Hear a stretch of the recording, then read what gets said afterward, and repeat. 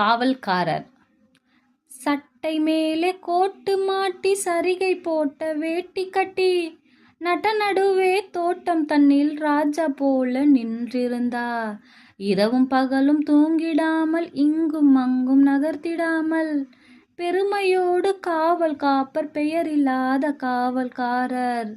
காக்கை குருவி அங்கே வந்தால் காவல்காரர் நிற்க கண்டு சீக்கிரத்தில் வந்த வழியே திரும்பி ஓடும் பயந்து கொண்டு.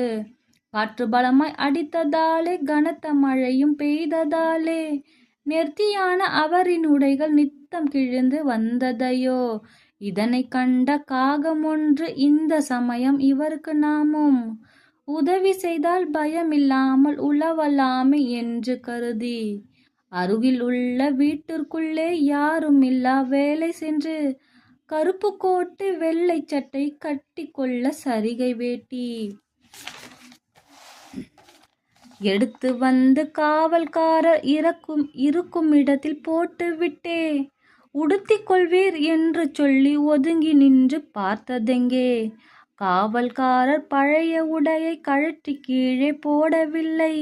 ஆவலோடு புதிய உடையை அணியவில்லை, அசையவில்லை.